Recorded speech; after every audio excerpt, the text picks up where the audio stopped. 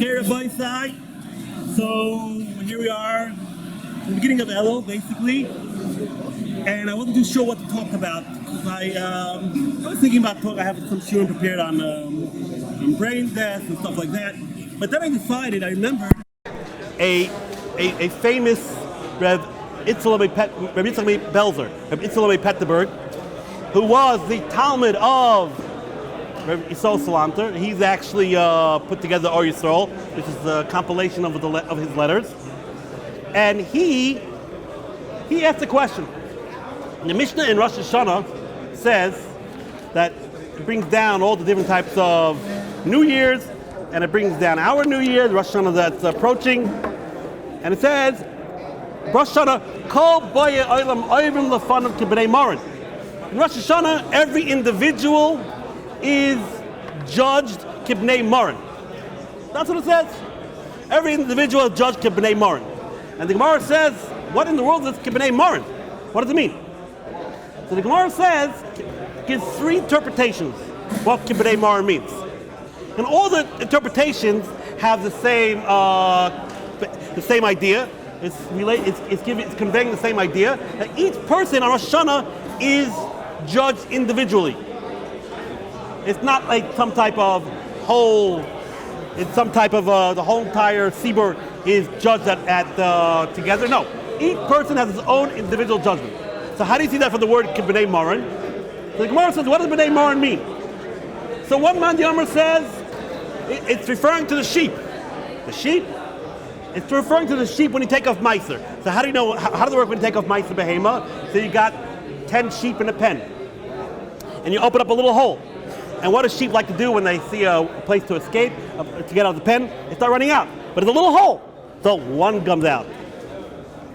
Two goes out. When you get to number 10, you hit him with the marker, and you're going to be the sacrificial lamb. You're going on the Mizbech, right? So the same thing, B'nai Morin, it's a metaphor. That what? Just like when the sheep goes out of the hole, each one goes out individually. On Rosh Hashanah, each person is judged individually. Okay. Then the Gemara says, another pshat. You know what's B'nai Morin? It's K'ma'alot Beit Maron.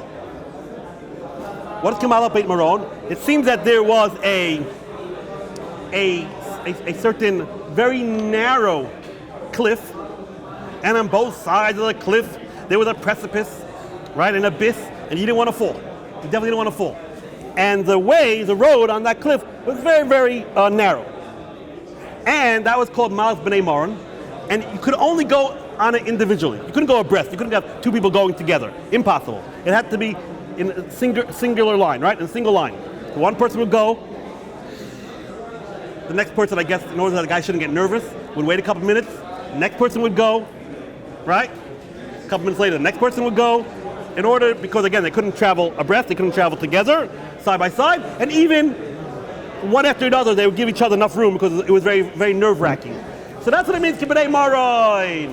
What's B'nai Morin? Just like when you go on this path, you go one by one. Also, when God judges the people of Rosh Hashanah, you go one by one. Okay, great. And then the Gemara says, I'll tell you what B'nai Morin means. It's referring to the file and rank of David HaMelech's army. What does that mean, the file and rank of David's army? Morin has the lashon of like master. Once in a while, they would do like some type of parade, or they would basically present themselves to David HaMelech. We're not talking about the major soldiers, not talking about the captains and the generals. The regular file rank, and they would be presented to David individually. David would say a nice word to them, and the next one would go, right. This is before they went out to war. David would give them their blessing, and okay. So again, the same point that David saw each one individually, right? Fine, wonderful. So what's the point of this Mishnah? The point of the Mishnah is to say that on Rosh Hashanah, each one gets their individual judgment. So Rabbi Yitzchak Petterberg asks, Rabbi Yitzchak Petterberg he was a rabbi of Petersburg, but his real name was Rabbi Yitzchak Blazer, right? So basically he asked, he also wrote the famous Pri Yitzchak, he asked, this Gemara seems a little bit over the top, a little bit overdoing it. You basically want to say that each person in Rosh Hashanah gets judged individually. That's what you want to say. So, why is the Gemara getting involved? Oh, and the Mishnah said Kibbutz Marn. And then the Gemara gets involved. What's Kibbutz Marn? Oh, it's like the sheep that go out of a pen individually. And the other man, the Gemara says, well, it could be like that narrow pathway that each one goes individually, one by one. Another one says, no, it's like the file and rank of David HaMelech, that each one was presented to David HaMelech before he went out to war individually. We got the point. On Rosh Hashanah, each person gets judged individually. Why first of all, why does the Mishnah, first of all, say it in a way, Kibbutz Moran? Why does it say it in such a flowery way? And also, why does the Gemara harp on it? Kibbutz Moran means this, Kibbutz Moran means that, Kibbutz Moran means... What's the difference? Oh, the Interpreter says no, that there's obviously, the Gemara is saying here a very deep, sending us a deep message. And what's that message? He first says, the way it works is in Rosh Hashanah, again, we don't understand God, at least I don't, right? Definitely not. So, but we always, in a way, we look at the way God judges us, we sort of look at it as if a human being would judge, a human judge. That's the only way we can relate to God. So how does it work by a human judge? So by a human judge, if he's got a lot of court cases, so usually, in the beginning of the day, he's all fresh, and he's in a good mood, and he's a little bit more forgiving. So the first people who come in front of him in front of the judgment usually get a favorable judgment, right? As the day gets on, he starts getting a little tired. A little fed up. Oh, murder number 46 of today. He gets a little bit fed up. As the day gets on, the people who are judged later on usually get less sympathy. The judge is less sympathetic, right? It's the same thing by God. By God too, Kaviyachol, you want to be judged first, because then God's in a good mood, right? As the day goes on, you don't want to be judged later on, because then already the Rabbi Shleilam has seen enough of errors that he's getting dizzy from it. Kaviyachol. And also, the way the Rabbi Shleilam works is the way we work. When you have something bad or good to do, what do you do first? The good thing, the happy thing. And you procrastinate until you got to do the thing you don't want to do. The same thing about Islam. The first people who get judged usually are getting a favorable judgment because God wants to give a favorable judgment. So he orchestrates it that the first people get judged are favorable judgment because that's what he wants. So he makes sure that the first people that come in front of him deserve a favorable judgment. As the day goes on, God says, okay, I got to deal with everyone else now. Okay, this guy, I got to punish this one, I got to punish that one, and obviously God doesn't want to punish this one or punish that one, okay? So, you want to be judged first on Rosh Hashanah. Oh. So, how are we going to make sure that we're judged first? We want to be number one, right? We want to be judged first. How are you going to make sure? So, the Gemara is alluding, by saying these three different types of metaphors, it's alluding to how you can make sure you're judged first. The sheep, the sheep parable, the sheep analogy, how does it work? So the sheep are all penned up. Everyone wants to get out. All of a sudden, a little opening opens. All the sheep run for the opening, right? But who gets there first? The strongest, the most robust, right? They're the ones that get there first. And they walk out, and then who gets there last? The weakling, right? The weak sheep gets that last, and he's number 10, and he becomes a sacrificial lamb, right? So the first mashal, first parable, is telling us, obviously, who's going to be judged first on Rosh Hashanah? The tzaddikim. They're robust, they're healthy, they're hardy, they're in good shape. The tzaddikim, not muscles like this, but spiritual muscles. So they're going to go out. They go out of the pen first. The analogy is they're judged first. Okay, next. Okay, that's clear. But then you have people who are on the same level. There are people on the same level. So you got Jack and Harry. They're exactly on the same level. So who's God going to judge first? We bring the next analogy. We bring the next parable, the next metaphor. How does it work? So this is this narrow road, right? A precipice on both sides, a bits on both sides. And each one's got to go individually. And each one's got to have his space. So who goes first? Who actually gets to go on the road first? So a lot of travelers, they're all traveling, a lot of friends, everyone's together, a lot of travelers on this big wide highway. All of a sudden they come to this narrow road. Who goes first? The answer is obviously whoever got there first. Whoever got there first goes first, right? First come, that's the way you figure out who goes to get first. Oh. So the analogy is like this. You got Jack and Harry.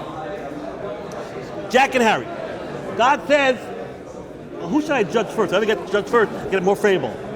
So God says, you know who I'm going to judge first?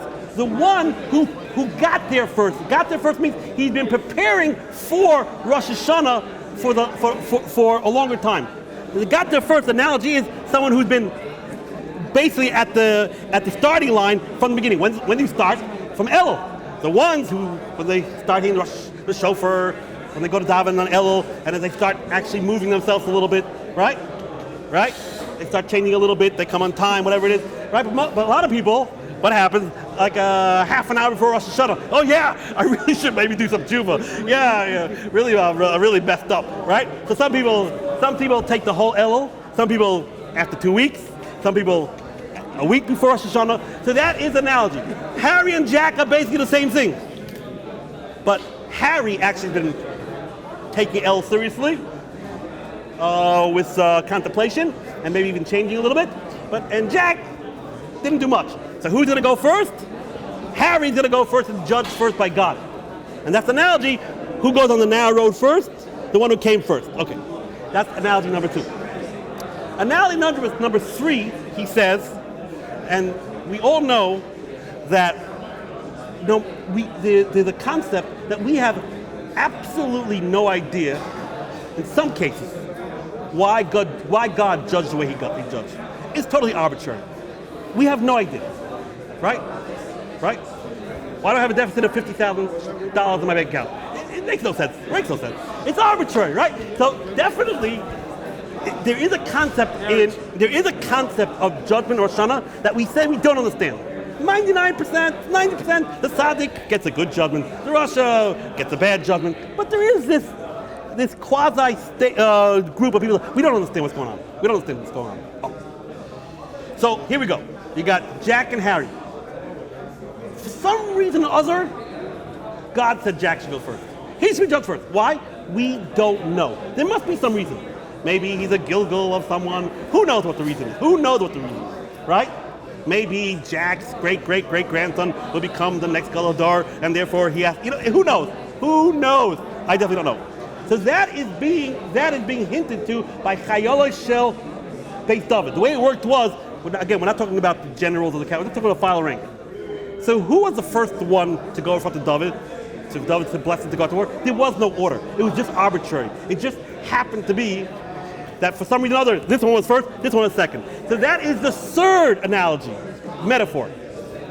Why would someone get a first judgment in Rosh Hashanah? Why would he go first when Jack and Harry are equal? You know what? We don't know. We just don't know. It's just God works in mysterious ways. Right? Tikka b'shayfer b'keseh l'yom chagenu. Rosh Hashanah is called keseh. It's hidden. A lot of things we don't understand about it. So that's what Itzel Petterberger said. And then he goes, so again, the Gemara is alluding to the 3 levels. Who gets to judge first? Again, the one who gets to judge first gets a more favorable judgment. So the first metaphor is the sheep. That's clearly, it's a metaphor that the tzaddik gets judged first, right? Like the strong sheep gets out first. The second one is people on the equal level. But so the one person started preparing before, he took Elul seriously. That's the second metaphor. And the third metaphor is, we don't know. We just don't know why some people will be judged first and will get more favorable than his counterpart, than his friend who's just like him. That's the famous. And then he goes on and says, none of us are too big of a tzaddikim, so we gotta really work on the second level. We gotta take Elul seriously. That's the punchline of his Torah. You better take Elul seriously and don't wake up a half an hour before Rosh Hashanah and start saying, well, maybe I should make a chesed and nefesh, maybe I should get my act together. Try to start earlier. So that's what I said. This is an intro to an intro. That's what I said. I was thinking maybe I'll give this shiurim about Teshuva. I'll give it the Eser Tzibei Teshuva. But then I remember Itzel Petterberger that says no. If you got to start Teshuva, the second Elul starts, right? How many days are there from Elul to Yom Kippur? 40. Which connotes a mikvah. A mikvah has 40 saw, right? But if you know about a mikvah, each saw is made up of 24 lug. 24 lug is what each saw is made of. So it comes out, it's exactly like a mikvah. There are 40 days, and in each day there are 24 hours, right? So a mikvah is 40, the larger number is 40. Each 40 is 24, right? Yeah. So how much, if it comes out that there are, so therefore I feel that we should definitely talk about the Teshuva. Fine. So let's start. The first part of the shir is very subtle. It's very subtle, and I really would maybe have avoided it, but I can't get the second part before I do the first part. So it's very subtle. The question is like this. The question is there a mitzvah to do tshuva? That's the question. Is there a mitzvah to do tshuva? There's 13 mitzvahs, right? Is one of the mitzvahs to do tshuva? Right? Oh. So you'll say, fine, sacrilegious, you're in a Baal Tshuva yeshiva. What type of question is that? Of course it's a mitzvah to do tshuva. What type of question is that? Well, we're going to find out that it's not so simple. Now, because if you say there is a mitzvah to do tshuva, you need a pasuk, right? A mitzvah means God commanded, you better do it, right? That's what a mitzvah means. You better do it. We're going to talk about all different types of mitzvahs, but you better do it. Where is that pasuk that says you better do it? That's the question. Oh, so the Rambam has, right? What's the Rambam? He has, one of his books are called Hilchas Teshuva, right? If you know how the Rambam is made up, it's made up of 14 major books. That's why it's called Yad Chazaka. Yad, there are 14 knuckles, right? Some has 2, 3, 3, 3. That's 14. That's why it's called Yad Chazaka, because there are 14 major books. And in the major books, he has sub-books. So one of his sub-books are Hilchas Teshuva. He actually has a sub-book called Hilchas Teshuva. And there the Rambam, when he starts talking about Teshuva, he says like this. He says, where do you know Teshuva from? He says, Kol mitzvah Torah, any mitzvah Torah, kishayaset Teshuva. If a person decides to do Teshuva, the wording is very crucial here. If he decides to do Teshuva, and he has to do vidui. He has to do vidui. He has to confess. And where's the pasuk that you have to confess? It's a pasuk in Parashas Nasai. So the pasuk here is talking about a person who did a certain avera, whatever it is, he stole money, whatever it is over here. It says, "Visvadu es chatosam asher asu." Open pasuk in Parashas Nasai. You have to do vidui. So the Rambam brings down when he talks about the mitzvah of tshuva. He talks about the pasuk. He brings to the pasuk that says you have to do vidui. You have to confess. This father es chatosam asher asu. Fine. So now, let's see how the way the Rambam says it. The Rambam says it in a very funny way. The Rambam says, when a person decides to do tshuva, kishayaset tshuva, then you have to do, you should do vidui. He brings the pasuk, so the minchas chinuch, who's the minchas chinuch? The Zayde. The minchas chinuch, probably one of the most famous minchas chinuch, says, what do you see from this Rambam? You don't have to do tshuva. He doesn't say, if you were writing, he say, a person of the Vera, he better do tshuva, right? You have a chiv to do tshuva. You have a mitzvah to do tshuva. You have to do tshuva. But the wording of the Rambam doesn't lend itself that way. I'll show you another Rambam. Look at this Rambam.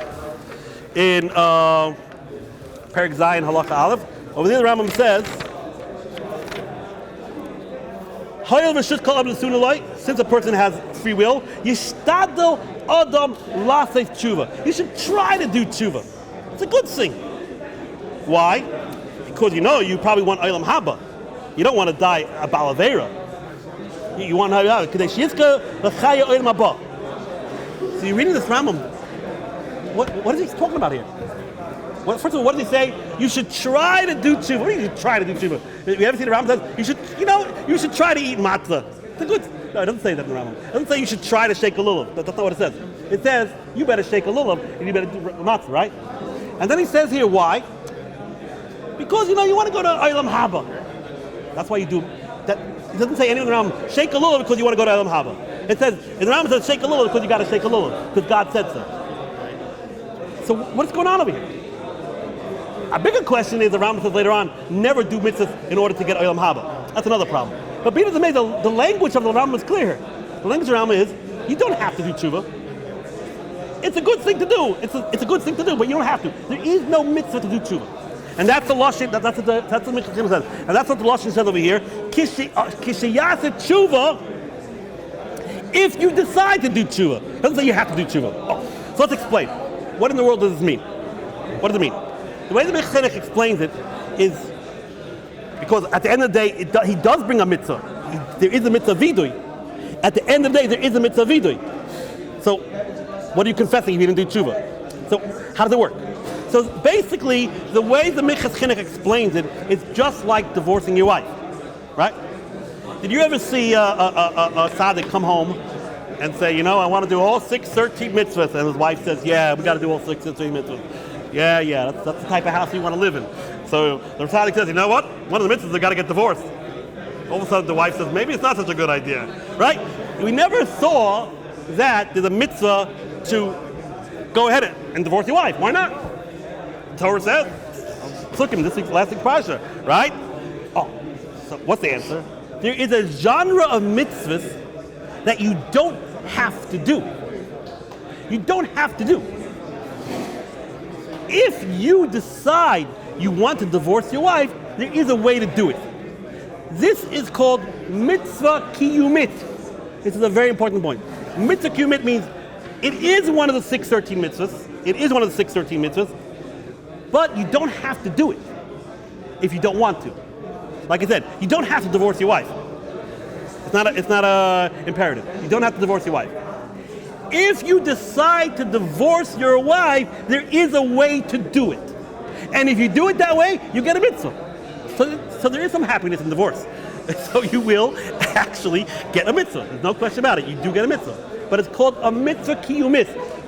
What other examples do we have of mitzvah kiyumis? Very simple. Shchita. Right? Right? You got your cow in front of you. You don't have to eat on Tuesday night a steak. You do not have to eat on Tuesday night a steak. You do not have to. But you want to. So you want to, well, here's the cow. You got to shecht it. You don't have to, that's also called the mitzvah kiyumis. You don't have to ever shecht the cow. Leave the question if you have to eat meat on Shabbos. But in principle, on Tuesday, you definitely don't have to shecht the cow. But if you want to eat meat, you have to shecht the cow. That's a kiyumis. That's a mitzvah kiyumis. Right? There are other examples. Tomei Mace. You're Tomei Mace. You could stay Tomei Mace forever and ever and ever. If you're not a kohen or whatever, if you don't want to go to Beis Mikdash, you don't have to go to mikveh or do the sprinkling of the paraduma. But if you do it because you decide you want to become tar, you get a mitzvah. These are I'm not talking about on Tuesday, the same Tuesday. Leave that alone. In the middle of the year, you don't have to become tar. You don't have to purify yourself. And there are a lot of mitzvahs like this, right? Very important. These are called the mitzvah kiyumis, right? Not to be mistaken. Some people make a mistake and think that tzitzis is a mitzvah kiyumis. It's not so. It is true by tzitzis. You don't have to wear a four-beged garment. It is true. But if you're wearing a four-beged garment, you have to put on tzitzis. So it's a hybrid. It's not correct to say that tzitzis is a mitzvah kiyumis. It's not correct. It's like mezuzah. You don't have to have a house. You could live on the street. No problem. If you decide to have a house, you have to have a mezuzah. So tzitzis is the same thing. If you decide to wear a four-corner beged, then you have to put on tzitzis. But there are things that are pure kiyumis. Like I said, divorcing your wife. That's a pure kiyumis. Purely. Right? You don't have to divorce your wife ever. And if you do the mitzvah that way, you get schar. You get a mitzvah kiyumis. So, says the Minchas Chinuch. You can say if you want to marry another woman, you have to do this chiyuv mitzvah. Okay, right. Exactly. If you want to have steak on Tuesday, exactly. You don't have to. You don't have to marry another woman. I mean, in the Torah law, you can marry as many women as you want. Yeah. Okay, but it doesn't make a difference. You meant she wants to marry someone else. It doesn't make a difference. You're right. Exactly. You don't have to become tar. You don't have to eat steak on Tuesday. You don't have to divorce your wife if you want to. That's right. Exactly. Oh. Says the Minchas Chinuch, unbelievable.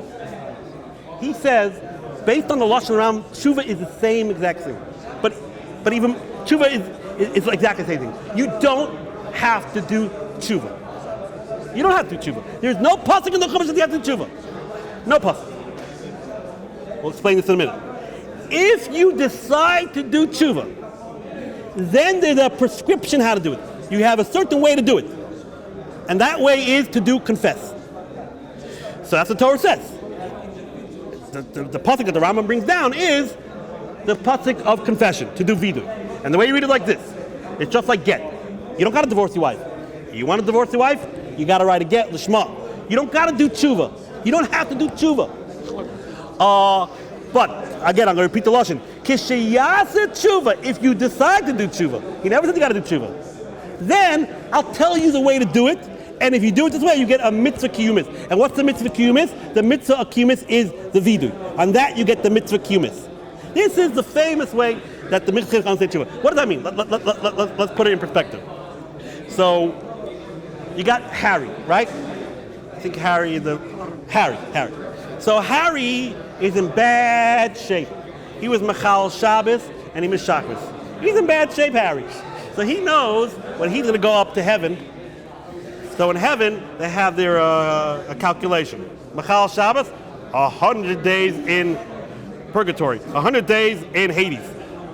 Missing Shacharis, 4 days.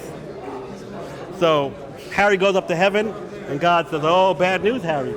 You got here one Mechilul Shabbos and one missing Shacharis. Okay, bad news. You got to go 100 days for Shabbos and 4 days now. God said, if you were smart, if you had any brains on your head, you would have done tshuva. And you would have avoided all this.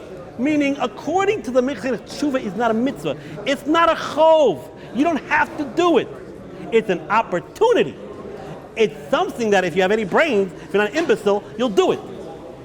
But the point is, when you go up to heaven, and God says, let's see, oh, Harry, your scorecard ain't too good there. You got 100 days for Shabbos, 4 days for missing Shacharis, but you're not going to get punished for not doing tshuva. You're not going to get punished for not doing tshuva. There's no, oh, and also you didn't do tshuva. No, tshuva is not a mitzvah. You don't have to do tshuva. It's an opportunity, an equal opportunity for everyone to save their hide, to get themselves out of hot water. This is the way the Minchas Chinuch is understanding. A revolutionary understanding, there is no mitzvah. Okay, now, to the contrast,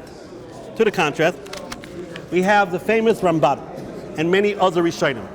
The famous Ramban and many other Rishonim say quite explicitly, there is a chiyuv to do tshuva. Let's go back to Harry. You see Harry? He went up to heaven. God said, you 100 days for missing Shabbos, and 4 days for missing Shabbos, and another 20 days for not doing tshuva. Another mitzvah you didn't do. According to many Rishonim, tshuva is a chiyuv, an obligation. You must do tshuva. It's one of the 613 mitzvahs. It's not an opportunity. It's not, you whatever you want. No. Oh, what's the raya? So they say there are psukim in the Torah. Open psukim in the Torah about tshuva. Forget about Tanakh. In Parshas Sovim, and when it comes upon you, the terrible turmoils, like Shavasa Elavecha, you'll do tshuva. V'shafta ad Hashem Elokecha, and you'll return to the Lord. And God will take you out of Goth. V'shamat B'kol, you'll listen to the Lord. God will circumcise the foreskin on your heart. It says quite explicitly tshuva. And then the ending, ki mitzvah hazois asher noichi mitav chayim. It's the most famous psukim in Chumash, basically. Besides, like, God created the world. And this mitzvah, loy nefleis mimcha. It's not wondrous. It's not something exotic. Loy rechaikehi. It's not far from you. It's not in the heavens that you could say, how am I going to get up to the heavens? and it's not Mever Yam. You don't got to travel overseas to do this mitzvah. Ki kar v'lechet al-moed. It's very close to you. Right? Very poetic. It's right. It's right there. It's readily available. So what does it mean? Ki mitzvah hazois. This mitzvah is readily available. Right? What are you talking about? It's not under Shemayim. You don't gotta hire NASA or Mr. Elon over there. What's his name? Musk. You don't gotta get a you don't gotta get a submarine and get implode. You don't gotta do that. You don't need any of that. You don't gotta travel over the sea. What is he talking about? The Rambam says, you know what we're talking about? We're talking about the mitzvah tshuva. Ki mitzvah hazois is a mitzvah of tshuva. Ramban. Right? So it says black and white. Ki mitzvah hazois. You can't be more explicit than that. We want to know, is tshuva mitzvah? Ki mitzvah hazois. It's a mitzvah. It's obligatory. You got to do it. And he says, what does it mean? B'ficha le'uvavcha? It says that. B'ficha means you do vidui. It's in your heart and your mouth, meaning you obviously in your heart decide that what you did was wrong, and you do vidui. B'ficha, you do vidui. So the Ramban is explicit. And then he says, look at the psukim before. It says in the psukim before. You return, you're going to do tshuva. You have to do tshuva. So according to the Ramban, there is no question you must do tshuva. If you don't do tshuva, besides everything else, you're going to get another couple days of jail time for not doing tshuva. It's a mitzvah, like eating matzah, eating lulav, shaking the lulav. It's a mitzvah. It's very explicit. That the truth is what? He said the Rambam beficha means to do vidui. No, it's not Torah. He carved like a mind, right? Basically, anyone, I don't know about you, but everyone who's in a bad shape, they're despondent, they're hopeless. I can't change. I've tried 10,000 times. It's just not happening, right? So it's like the public is talking to you. No, you could do it. You could do it. You don't need a therapist. You don't got to go to Shemayim. You don't got to go to, travel somewhere to some exotic rehabilitation center. No, it's right there. You can do it. Just believe in yourself. Yeah. It's in your. You could do a vidui, and it's right there. Okay. So the Rambam says explicitly, tshuva is a mitzvah. No question about it. Tell me when we're at 40. Tshuva is a mitzvah. Okay. So. Okay, great. So you'll say, so according to you, Rambam, according to Michas Chinuch understanding, tshuva is not a mitzvah. Not a mitzvah. Meaning, when I say not a mitzvah, I mean you don't have to do it. If you decide to do it, and you do vidui, on the vidui part, you get a mitzvah kiyumis. You'll get like a get. You don't got to divorce your wife. If you do it the right way, you'll get a mitzvah kiyumis.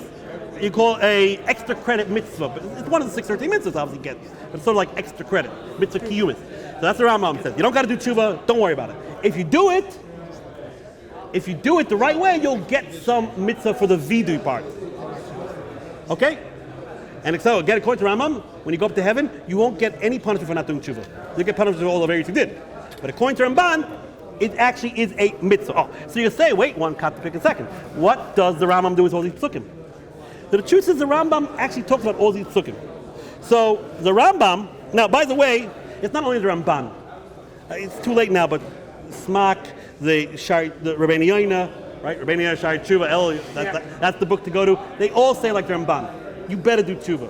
You have to do tshuva. If you don't, you're going to get severely punished, besides everything else, for not doing tshuva. It's a mitzvah. Oh. So what does the Rambam do with all these psukim? Oh. So the truth is, the Rambam actually talks about all these psukim. Fascinating enough, the psukim that it says that you will, the psukim that's in Nitzavim, which is the beginning of the parasha, the Shafta Hashem Lekecha, you're going to turn to God, the Shavasa Elavavecha. The Ramban says in Perik Zayin Halacha Hey, he says, and don't worry, guys. He's talking to the Jews, right? Right? Us Jews, we've been through a lot. It's not been easy. It's not been easy. So Rambam says, don't worry.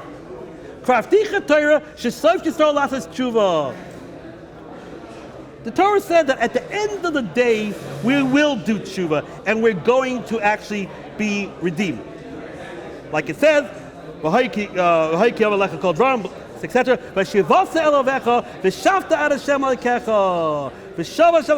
So he brings these psukim. He says, These psukim are not talking about a mitzvah. God's not telling you have to do tshuva. God is just telling you, don't worry, at the end of the days, Jews will take up the opportunity. They will take that opportunity. But it's not it's a prophecy. It's not a commandment. It's a prophecy. Oh, okay. That's how you deal with these psukim. Okay, fine. So, Ramban, you're using these psukim as a source for mitzvah. It's a commandment. It's a imperative. And the Rambam says nothing to do with that. It's a prophecy. Now, the language does lend itself to the Rambam's way. That's not an imperative. That's not a commandment. The Ramban himself talks about it. But again, so the Ramban learns it's an imperative. The Rambam learns it's a prophecy. So, okay, great. But what about the rest? We have the other psukim of Ki Mitzvah Hazois. What is that talking about? Ki Mitzvah Hazois. We said this mitzvah is not far away from you. It's not a shrine. It's not talking about tshuva. So the truth is, the Rambam in Talmud Torah does not learn this way. The Rambam in Talmud Torah in Perek Gimel Halacha Ches talks about these psukim, and he says, you should know, if you want to learn Torah, he's learning the word Ki Mitzvah Life is talking about all of Torah. He says, if you want to learn Torah, you better not be haughty. You cannot be haughty. Why? Because that's what it says. Loi b'shamayim. He's learning that Loi b'shamayim is a metaphor. If your nose is up in the heavens, you ain't going to be able to learn Torah because you're haughty. That's what it means here. Let's read it inside. And what does Loi me'eva yam mean? It means you shouldn't travel too much for business. Because if you travel too much for business, you're not going to be able to learn. So let's read it inside. Kaseh b'Torah, Loi b'shamayim, v'loi me'eva yami. Loi b'shamayim, Loi b'gaseh ruach u'metzias. Right? The Torah is not going to be found in haughty people, and the Torah is not going to be found in people who travel a lot. And therefore, God said, "Don't overdo the work. Have a ma'at asik, the also b'Torah. You should work. Of course, you have to go to work, but whatever, that's the necessities for also b'Torah. Learn Torah. So there you go, black and white. Rambam says there is no pasuk that talks about the Ki Mitzvah's life has absolutely nothing to do with tshuva. This pasuk is talking about learning Torah. Okay? So, the truth is, if you open up a Geras Teiman, right? You know what the Geras Teiman is?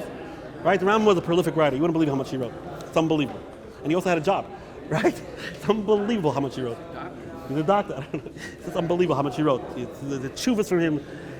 Anyway, but one of his, he wrote it, there was, in Yemen, the community was quite downtrodden. And they were questioning Christianity and Muslim and all that, Islam and all that stuff. You know, maybe Mashiach came and all that stuff. And he wrote them a very, very sympathetic letter. And they were so excited from that letter that they actually added him into Kaddish. When he was alive, they would say, and the Chai of and the Chai of Moshe ben Meiman. He was actually added into the Kaddish. So what that letter says, he's addressing that maybe a new Torah came down. Maybe there's a new Torah. Maybe Christianity is right, or maybe Islam is right, whatever it is. So he quotes the same pasuk. Loi b'shamayim. There you go. No. The Torah was already given. When Moses gave the Torah, that's it. There's no more other Torah. So again, I'm just showing you he's referencing that this pasuk has nothing to do with tshuva. It has to do with Torah. Okay? So, there we go. This is the way we have it set up. According to the Minchas Chinuch's understanding the Rambam, there is no mitzvah to do tshuva. You don't got to do it. You'd be a fool not to do it. Because you have an opportunity to rectify and not get punished for all the other errors. But you don't have to do it. If you do it, right, like Rambam says, Kishanase tshuva. If you decide to do tshuva, there's a way to do it. And if you do it that way, you get a mitzvah kiyumis. Right? Kishiyase tshuva, chayiv l'saris. If you want to decide to do tshuva, the way to do it is to do avidu. Oh, good. And according to Ramban, no, it's one of the 613 mitzvahs, and you must do tshuva, and you're going to get punished if you don't do it. Good. Oh, that's the way we have it set up. And the Ramban sources of the psukim, the Rambam says, are not sources at all. Good. So, you see, there's only one problem. Even though this is what the Zayda says, and that's what it sounds like, Rabbi Chaim Brisk, and many, many other Gedolim said there ain't no way. There ain't no way that the Rambam holds that. There ain't no way. The Rambam also holds that you must do tshuva. That's not an opportunity. If you don't do it, besides everything else you're going to get punished for, from Machal Shabbos and missing chakras, you're also getting punished for not doing tshuva. Why? Because in the beginning of each of the semi books, right? We said there were 14 books, and those 14 books, that's called Yad, are divided up in subcategories, right?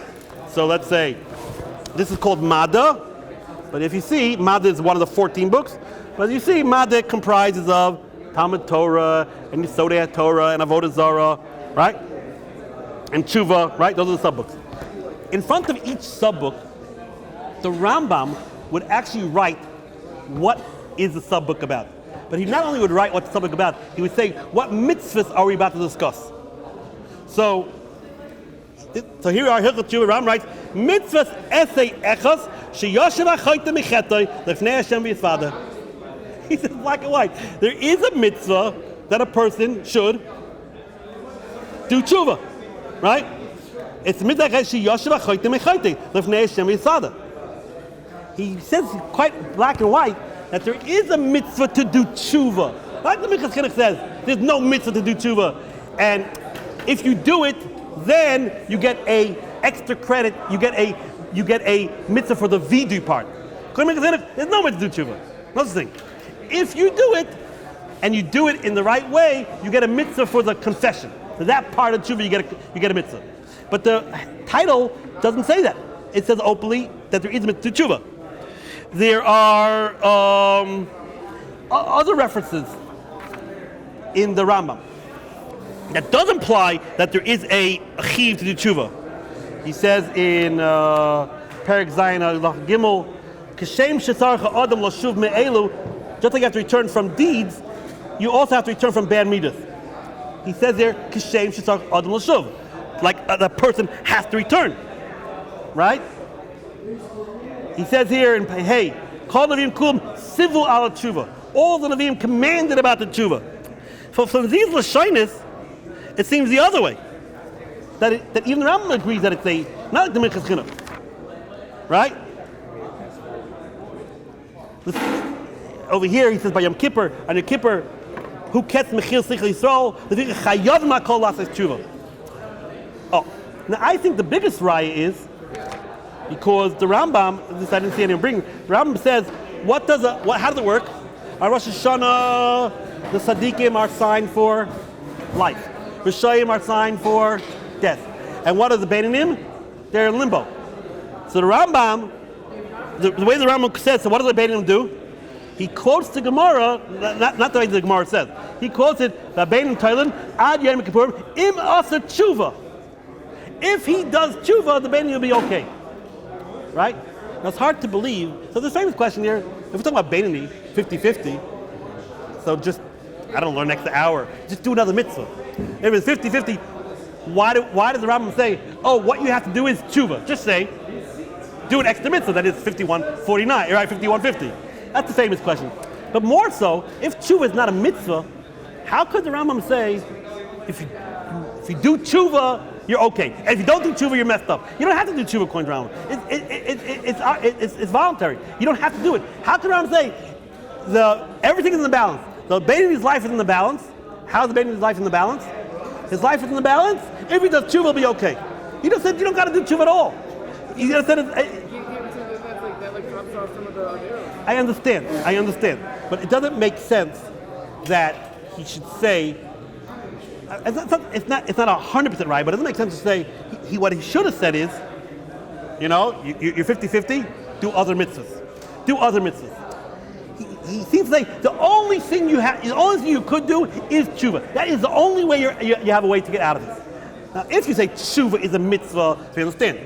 Okay, listen, it's 50-50. Don't learn another hour. You're in bad shape. Do tshuva. That's what you're supposed to do. That's the mitzvah. But if tshuva is just it's just an opportunity. It's just a reshus. It's just if you want, you could do it. So it doesn't make sense that the Beinani's life should be on the line. Only if you do tshuva. No, let him do other mitzvahs. On the contrary, do other mitzvahs. The other mitzvahs you have more obligation to other mitzvahs. Kitzer. Reb Chaim Brisk says, not true. Okay. So, what does Reb Chaim Brisk say? Chaim says something that makes a lot of sense. He says, listen, we're not going to be able to get to all of it today, but he says, no, Rama holds, Teshuva is a mitzvah, you must do it. The Rambam just is trying to figure out where is the source, where is the pasuk? Where is the pasuk? So he said he didn't like the Ramban's sources. The Ramban's only pasuk that he found was vidui. It says in the Torah of Esfadim. That's the only pasuk he found, a pasuk of vidui. Right? Now, what does vidui mean? You confess. Right? What do you mean you confess? Obviously, when you do vidui and you're confessing, you're saying you're sorry, right? If you do something wrong and you tell someone, I confess I did it, but I don't care, that's not really, that's not going to get you too far in life, right? It ain't going to get you too far in life. Obviously, it's understood that vidui means that you have regret, obviously, right? So the Rambam says, the way it works is like this. The Rambam holds the mitzvah, the title of the mitzvah, you got it right? You write 613.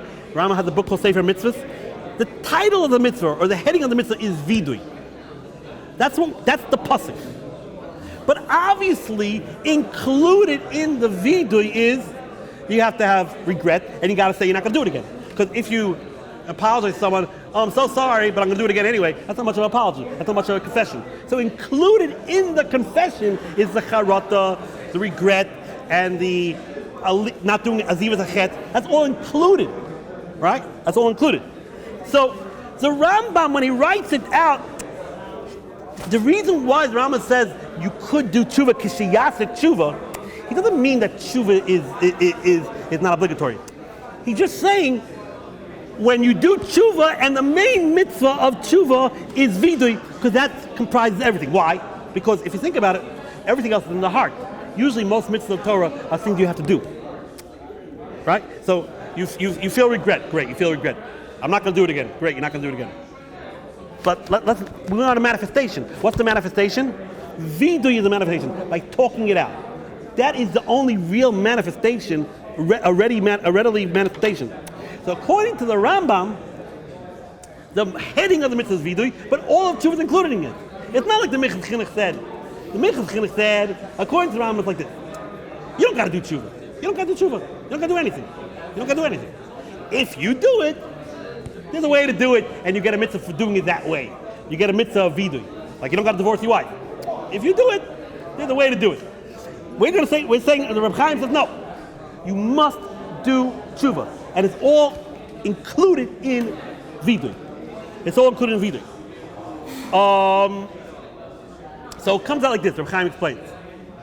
The Ramban and the Rambam are not really arguing. The Ramban holds the heading of the mitzvah is tshuva.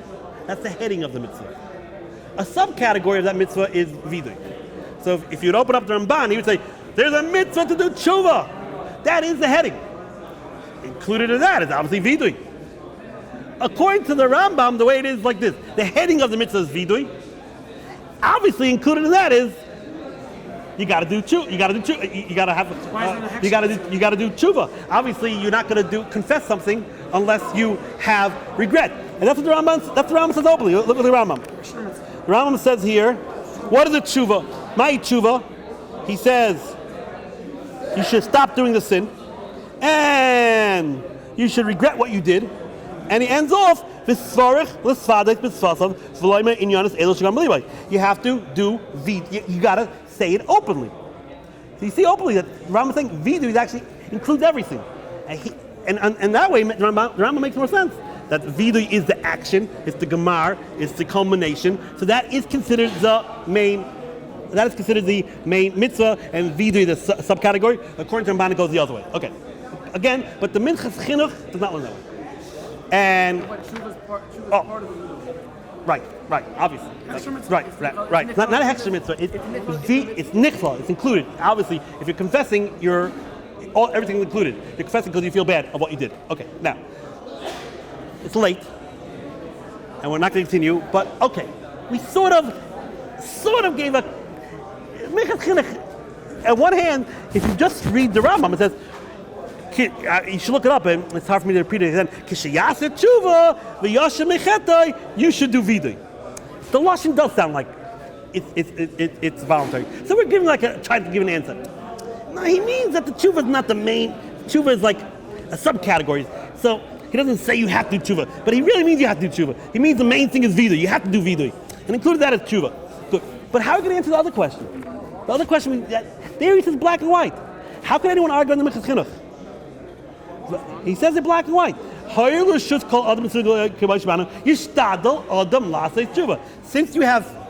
Since you have free will, you should try to do tshuva. Why? So you get olam haba. What do you try to do tshuva? Because you have to do olam haba. According to Rabbi Brisker and many others, the Kirat Sefer, the Yaktana, no one wants to say the Rambam holds that you don't have to do tshuva. It's voluntary. How do you read this Rambam? The Rambam says openly, you should try to do tshuva.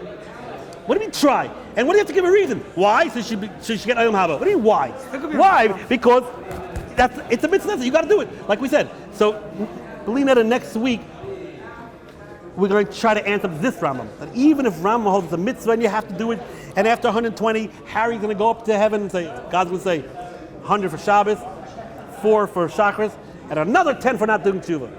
Why would the Rambam use this lashon of yishtadel? Why saying he should try? Believe that we're going to try to answer it. We're going to try to do this next week. Okay, everybody, so we'll stop here. I mean, if you don't have